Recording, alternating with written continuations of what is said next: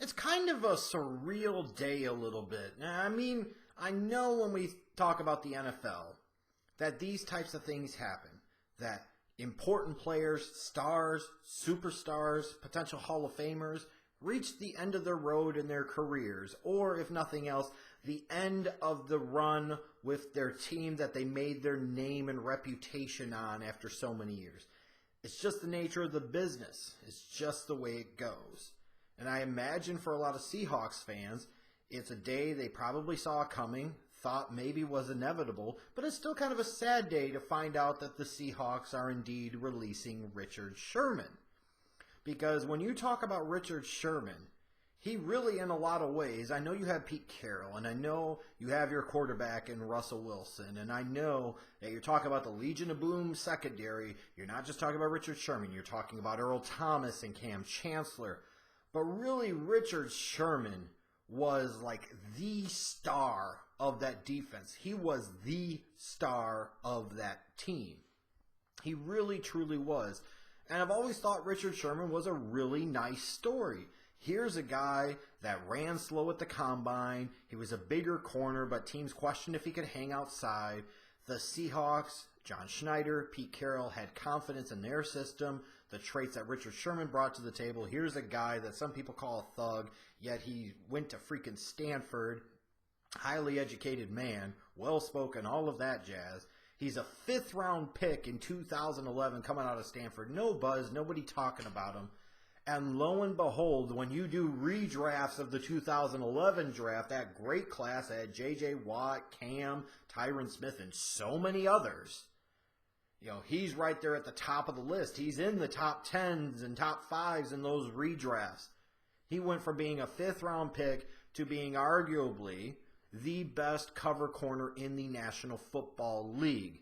And I know sometimes people, when debating who's the best corner in the league, they'll talk about certain guys' shadow, like Patrick Peterson and others, and they play all over the place, and that's great. And maybe Richard Sherman hasn't always done that. But my thing is Richard Sherman didn't need to do that. Even if he's playing a team's number 2 wide receiver, he's taking away a third to a half of the damn field. Like, you don't go there. You don't throw there. And if you do, it usually doesn't end very well for you. So as a result, as a defense, all you have to do is figure out a way to defend the other half to 2/3 of the field in the passing game. It's like the old complaint about Deion Sanders and he didn't tackle. Yeah, I know Rod Woodson was incredible and a better all-around player because he could tackle. He was much better in run support. He was equivalent or close to it as a cover guy, had more versatility all around. You use him as a blitzer and all these things.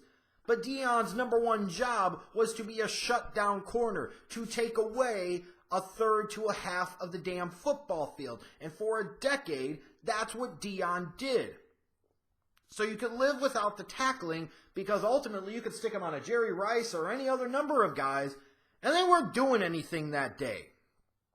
He was shutting them down, taking them out of the game plan. He changed games. And Richard Sherman, over the years, we've seen time after time the Packers and other teams absolutely refuse to throw to that side of the field. They have intentionally shut off a large portion of the field because they don't want to go there, because they know when they do, they're not going to be successful, and some bad things can happen any dang ways. So Richard Sherman has been a stud for several years now. All that coming as a fifth-round pick out of Stanford. No real buzz about him. No real hype about him. He's a guy that worked his tail off, worked his ass off, got himself in the right system, the right coaching situation, and became a star. And you could argue maybe became a borderline Hall of Famer.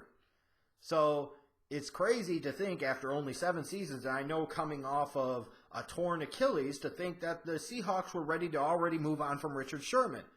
But you're talking about a guy that's getting close to 30, coming off of a torn Achilles with a big cap figure, and also looking at it from a situation at some point in time, the Seahawks had to transition from being the defense is the identity of the team and it being built around them to being Russell Wilson's team, and he's the identity and he's the building block that they build everything around. That was the natural order of things. That was going to be an eventual gravitation. We've now reached the point for the Seahawks as that defense got older, as guys started to move on, that they were going to have to do that anyway. So they have just simply, I would say, accelerated that process. And it was necessary because you could start to see the seeds of it going downhill very quickly last year. And this has been a team with very strong personalities, very big egos that at times can be difficult to manage. And Pete Carroll's done a great job over the years of managing them, and the guys have still been able to get themselves committed and focused and dedicated to playing, but there does come a point in time where you have to change the culture of the locker room a little bit, and there comes a time where you have to change things up. And that's the point that the Seahawks are at now.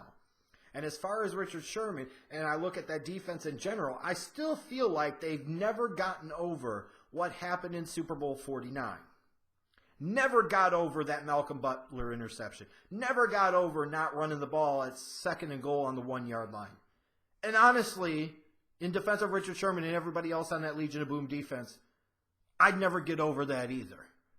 And I feel like the past few years, it just never was going to be the same. You kind of had to ride out the string a little bit, but it was never going to be back to the way it was. You were this close to winning 2 straight championships. You were this close to truly being thought of as a dynasty.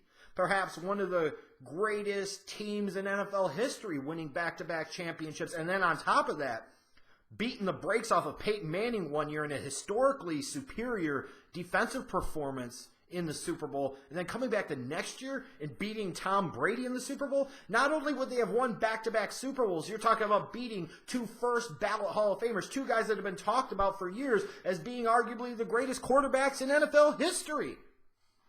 That was what was at stake. That was what was on the line.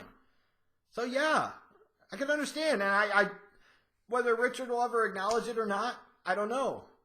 But you just get the sense that they never got over it. And there's always been, you've heard these reports of bickering between the defense and Russell Wilson. I feel like there's some lingering resentment, even though ultimately that resentment should go to Darrell Bevell and Pete Carroll for the play call that came into Russ to begin with. So it's maybe a bit of resentment and blame misplaced. Maybe it's also because of the fact that Russell Wilson kind of being this clean-cut guy and he's the quarterback. He's naturally going to get the most attention. He's going to get the most endorsements. Well, that is kind of the nature of the beast. It is the way it is. When you win, the quarterback gets the vast majority of the praise, even if they don't always deserve it. And when you lose, depending on the quarterback, sometimes they get all the blame, and it's unfair, and sometimes they get very little to none of the blame, and they always get defense mechanisms, and that's kind of how it is for Russell Wilson. So I get it. I understand it. But looking at this from a football move, it made sense for the Seahawks, even though it kind of signals, the end of an era. But the reality is the era was kind of over. I don't feel like by any means Richard Sherman is done. I'm sure somebody, whether it be a Green Bay or somebody else, is going to have some interest in him, and he could still contribute at a pretty high level over the next few years. And for all we know, they could end up working things out, and he ends up back in Seattle. I don't see that happening, but you never know. You never know. But it's kind of weird. It's like, it wasn't even that long. It feels like it's long, but it really hasn't been that long.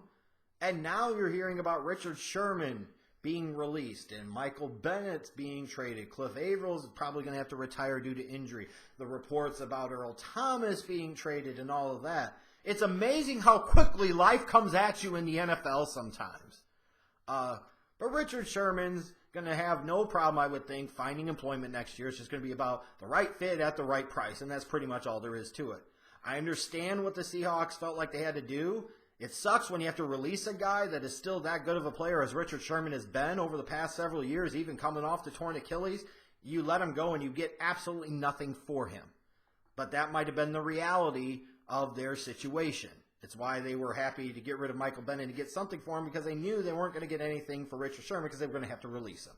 But it's just a strange thing. It's kind of surreal to think about the Seahawks in 2018. Michael Bennett's not going to be there, and most likely Richard Sherman's not going to be there either. It really is the end of an era for the Seahawks. It's just strange. It came at us really quickly.